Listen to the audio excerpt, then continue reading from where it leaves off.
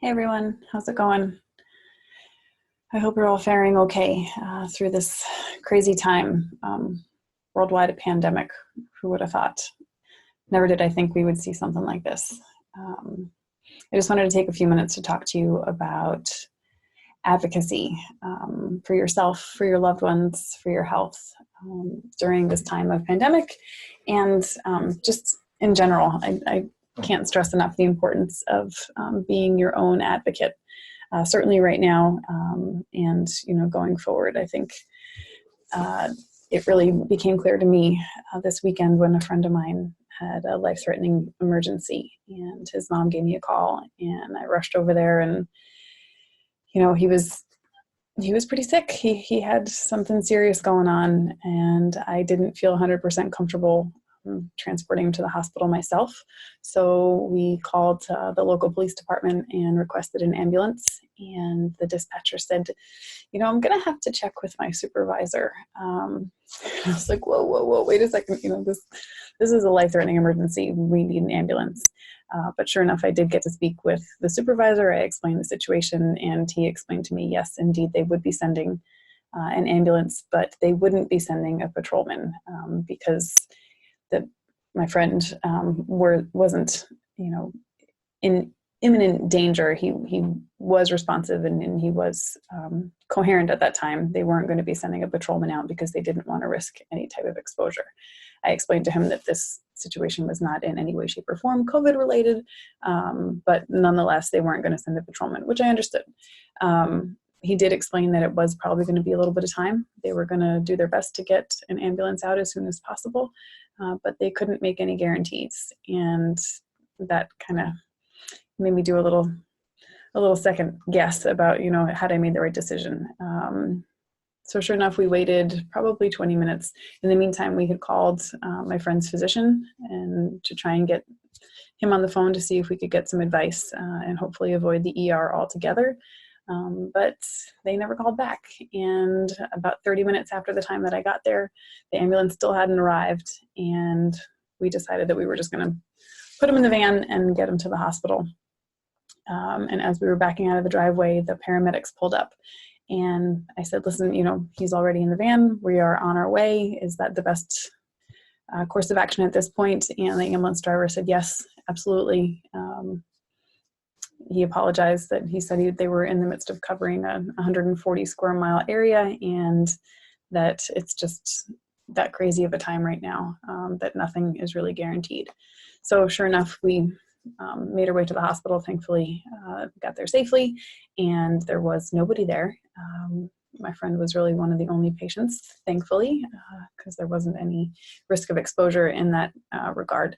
So he was brought into the ER. We stayed outside. He was treated by a nurse, didn't actually even see a doctor while he was there in the ER. But thankfully, this was a quickly rectifiable situation, and he was able to come home that night. And still to this day, his doctor hasn't called him back. He does have a telehealth appointment tomorrow. But meanwhile, there's a situation that's kind of lingering, and he hasn't been able to get a hold of his doctor. We weren't able to get an ambulance. We didn't see a doctor in the ER. Point being, and I'm not trying to scare anybody with this story, it is reality, but my point is that our healthcare system is not something you could depend on right now. If and when things do resolve, which I'm sure they will, it's not going to go back to normal. There will be a new normal. It's a huge wake-up call for me, and hopefully it should be for you too. There's one thing that I can promise you is that at some point we will all be a patient in the system. Either we will ourselves or one of our loved ones will be. And we need to prepare for that. We need to be able to advocate for ourselves, because I can assure you our healthcare system is very confusing. Before all of this, it was exceptionally confusing. After this, it's probably going to be even more confusing. So I put together a few slides. I just want to share some information with you and hopefully help you understand that there are ways for you to advocate for yourself, for your loved ones, and it is so, so, so important. that you do it, because, you know, being a patient is one of the most important roles you will ever play in your life. Choosing a doctor, deciding where to have surgery, deciding what treatment you need, deciding if you need a second opinion. Those are all decisions that will and could change the course of your life. So no one ever teaches us how to be a patient. Nobody ever gives us a handbook and says, look, you know, here's how you make that decision. Here's how you, you know, go about, you know, approaching that particular diagnosis. You know, for years and years, and, you know, our parents' generations, they've all depended on their doctors to do those sorts of things. Well, doctors don't have time. They don't have the energy. They don't have the staff to be able to hold our hands like they used to be able to do. We've got to do those things for ourselves. And I'm going to go ahead and share some information with you here so you can see where we are at. Oh, look, there I am. Yes, so a patient advocate. Why do you need one, and why do you need to be one? Because surely my goal here is not to become you know, someone that you depend on for every need, every question that you might have. My goal is to teach you how to be your own advocate so that you can handle these situations with confidence. But let's talk about the situations that I'm speaking of before we get too deep. I'm sure there are some risk takers out there watching this right now. Maybe somebody that rides a motorcycle or has been bungee jumping, jumped out of planes, you name it, all those risky behaviors, right? Pretty dangerous. There's all kinds of safety, you know, warnings that you must do before, you know, you've got to take a test to drive a motorcycle. You've got to sign your life away before you go bungee jumping. Those things are pretty extreme and pretty dangerous. But if I told you that being a patient in the hospital is even more dangerous than any of those things, probably all of those things put together, actually. Some statistics. Now, mind you, these statistics are from 2017. They're not taking into account anything that's going on in our situation, in our current state right now. So less than 1 per every 1,000 people that ride motorcycles actually die in a fatal motorcycle crash. So about less than 1 per 1,000 people. Now, 3 to 6 people per every 1,000 that enter the hospital do not come out alive. And the really scary part about this statistic is that those 3 to 6 deaths per 1,000 are avoidable deaths. These are people that die because they acquired an infection in the hospital, they were given the wrong medication in the hospital, something went wrong during their surgery in the hospital. These are avoidable deaths for every 3 to 6 people, depending on the variance there is due to the quality of the hospital, believe it or not, which is for another conversation. But somewhere between 3 and 6 people per 1,000 die avoidably in the hospital. And that next statistic there, it applies to 2 different areas. 50 in every 1,000 people are misdiagnosed. They're, you know, initially given a wrong diagnosis, and they're treated for a period of time based on a wrong diagnosis, which leads to a whole litany of other issues. That statistic is also applicable to medication errors. So in the hospital, 50 in every 1,000 patients end up getting a wrong medication. Either they're knowingly allergic, or it's given at the wrong time, or it's given in the wrong dose, or it's an overdose, it's a, you know, incorrect blood transfusion. Their medication errors are pretty prevalent in the hospital, as you can see, 50 in every 1,000. So clearly, it's essential that we learn to advocate for ourselves and our loved ones. For me, it comes naturally. I'm a nurse. I've had years of experience and training. I've worked in open heart surgery and pediatrics. I've worked in rehabilitation centers. I've done home care. And I spent a period of time in the insurance industry. So my experience kind of runs the gamut of all things healthcare. But before I went to nursing school, I was in the military. So I also had some experience with the VA hospitals. So definitely have a wide range of experience I certainly don't claim to be an expert on anything except maybe asking questions, which is probably one of the most powerful things you can do as your own advocate, is to ask questions. There's a quote whose truth has become very apparent to me, and it's over the years, specifically as it relates to healthcare. And it says that every system is perfectly designed to get the results it gets. When we look at that for what it is, that means, in the United States, we spend the most out of any industrialized nation, yet we are one of the sickest groups of people out there.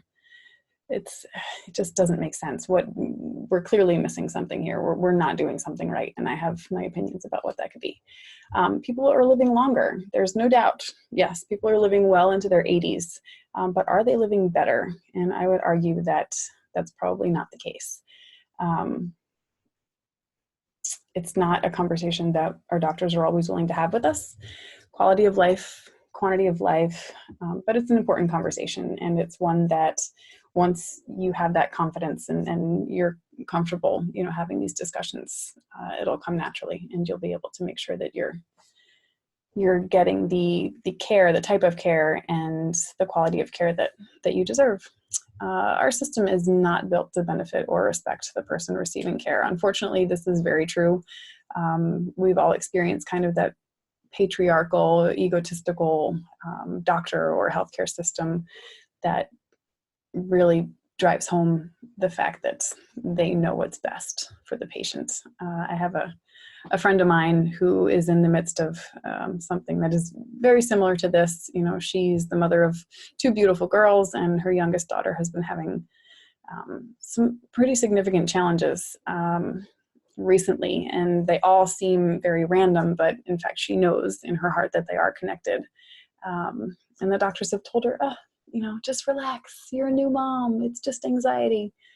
But she knows that that's not the case, and she's definitely not getting the respect that she deserves in advocating for her daughter. So it's my opinion that the redesign of the system has to come from the bottom up. The patients, the people really need to be the ones to force kind of a grassroots movement from the bottom up. So we must empower ourselves and take control of our health. I know this is really hard because, like I said, a lot of us trust that our doctors have our best interest in mind, and they do. Doctors don't spend 10, 15 years in school. They don't, acquire mountains of debt. They don't spend endless nights on call because, they want to make a ton of money and they want to be doctors. They do those things because they want to care for people. 90% of those that go into medicine do it for all the right reasons. But what a lot of us don't realize is that medicine has become a business, and it's a big business. And until we realize that,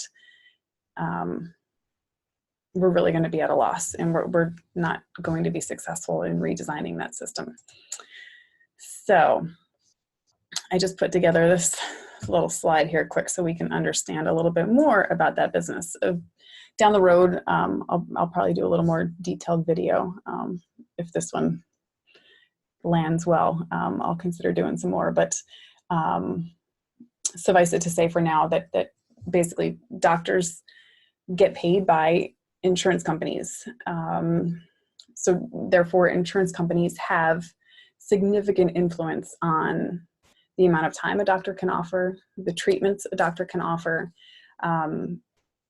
We think that doctors have a lot of power and have a lot of freedom in what they're doing, but in reality, the insurance company really calls the shots. And most would think that the insurance company, it would make sense that the insurance company would prefer, healthy patients, that their patients stay healthy because healthy people spend less money, right? That's actually not always the case. Insurance companies make money in part from the premiums that members pay. Premiums are set based on the health and the well-being of the member. Sicker patients, they have a higher premium, and they also get increased subsidies from the government. So insurance companies, then they negotiate with the hospitals and the doctors to determine what rates they will pay. Doctors and hospitals, doctors need patients in their offices in order to make money. Hospitals need heads in the beds in order to make money. In other words, people need to be sick for this whole healthcare system, the insurance company, the hospitals, the doctors. In order for them to make money, people need to be sick. And whenever a sick person is the one driving this engine, this business, you have to call into question what really is the goal of our healthcare system. Is it to keep us healthy, or is it to keep us sick? And I'm not trying to be all conspiracy theory on you. I'm just explaining the reality of it. We wonder why there are these astronomical rates for things like Tylenol and hip replacements. It's because it ends up being this symbiotic relationship between the insurance company and the hospital. They negotiate the rates. The hospital demands a high rate. The insurance company pays a high rate because, as I mentioned before, it's all based on premiums. And I say make money in air quotes because hospitals and insurance companies, they'll tell you that they make very little in profit. Maybe 2 or 3% is what they'll say, but 2 or 3% is relative to the premium that they're charging. So 3% of $1,500 is a lot more than 3% of $150.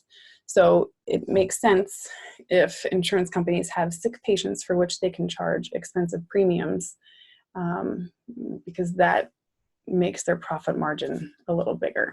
And that's why they're able to pay these astronomical rates to hospitals. And unfortunately, the one person that's left out of this entire equation is the patient. And doctors are, really left virtually helpless kind of in this situation because most of them, they're being dictated to by the insurance company. So they've got to follow those rules. And to make matters even worse, slowly but surely, independent physicians are being pushed out of the hospitals. Back in the day, we would ask a doctor, do you have privileges? What hospital do you have privileges at? In other words, if I'm a patient and I get admitted to a particular hospital, is my doctor going to be able to come and see me there? Nowadays, basically, doctors, very rarely do they have privileges at any hospital. The hospital is under one roof. They have all their own doctors. And if you're lucky, they'll reach out and talk to your actual doctor. So this is why I'm saying we all really need to find that nurse within us, the nurse within ourselves, the nurse within our family, the friend, whoever it is that we can, lean on in times of chaos, and also in times of calm, because those are the times when you really want to really begin to understand what's going on with your health and with your life, and where you want, what you want your goals to be. Here are some additional statistics. Doctors, the doctor-patient relationship, in the doctor's office, you're lucky if you get about 20 minutes with the doctor. And I would venture to guess that 10, probably 15 minutes of that time is the patient listening to the doctor talk. And I don't know if that gets us anywhere. I really do feel like it should be a two-way conversation. Clearly, the doctor should be doing at least as much listening as he or she is doing talking. In the hospital, on average, again, these are statistics, these are from 2018 actually. In the hospital, patients get about 8 minutes a day with their doctor, if they're lucky, or with a doctor. So it may not even be the same doctor, it may be a consultant, but roughly about 8 minutes a day with any FaceTime with the doctor. On the other hand, nurses get to spend about 3 hours per 12-hour shift dealing directly with patients. Mind you, that 3 hours is divided up between 4, 6, maybe even 8 patients. But clearly the nurses have more one-on-one time with the patients, and they understand, I think, they have a lot better understanding of where a patient is at and what is needed. Patients and loved ones, when you're there in the hospital, you have a lot of time on your hands. You have a lot of time to be researching and writing down questions and demanding that people wash their hands and going for walks and doing all those things that patients really need to do, when they're in the hospital, things that they need to do to stay safe. I want to make it exceptionally clear that, I'm not condemning the system across the board. There are amazing doctors out there. There are incredible nurses. There are great hospitals. There are healing treatments for sure. But patients really need to work to find them. We cannot expect doctors or nurses to do that work for us, and surely not the insurance companies. The staff at the doctor's office, they're burnt out, they're exhausted. And after this whole COVID crisis, it's going to be a completely different scenario. But yeah, we intuitively know what it is that we need to do. Sometimes things like fear or stress, anxiety, peer pressure, those things hold us back. But it's in these instances where we wish, we had a nurse in the family, a nurse as a friend, an advocate we could call on, or we could muster up that confidence in ourselves to be able to ask those questions and demand, the treatments that we want, the second opinions, the safety. As a nurse advocate, you want someone that is completely unbiased. Like I said, I've worked for the hospital, I've worked for the insurance company, I've seen all sides of it, and I understand the influences that are out there. So having someone that is unbiased and truly has your best interests in mind is what is so important. And finally, I'll say, a good advocate is someone that gives you the tools that you need to help understand your situation, to help you plan for the future, to help you figure out your current diagnosis, to encourage you to ask questions and to demand a second opinion. My goal as an advocate is to essentially give you the tools and send you forth out into the world to help redesign that system that I explained that is in such a mess. Yeah, so I really hope that this has helped you guys to understand why it's so important to have your own advocate, to be your own advocate, or to find an advocate in the meantime, so that you're able to really get these things figured out. In those stressful moments where, you don't know which end is up, those are not the times to be making, life-changing decisions. Those are the times where you hit the pause button and you phone a friend, you call an advocate, you call me, and I will be there to help you through these things, because they're some of the most important decisions that you will ever make. You don't want to do it on impulse, and you certainly don't want to do it because of the pressure of someone that doesn't quite fully understand the situation or doesn't have your best interest in mind. So I wish you all the best. I know this is a crazy time, but we're going to get through it, and we're going to be so much stronger in the end. But please use this time to learn what you can about your situation, your condition, your options. Let me know if I can help you in any way. I would be absolutely happy to. It's something I am truly, truly passionate about, and I hope to be putting out some more videos and tutorials and workshops and whatever it is that I can do to get this information out to the masses. Everyone be well, take care of yourselves, take care of those that you love, and I'll see you soon.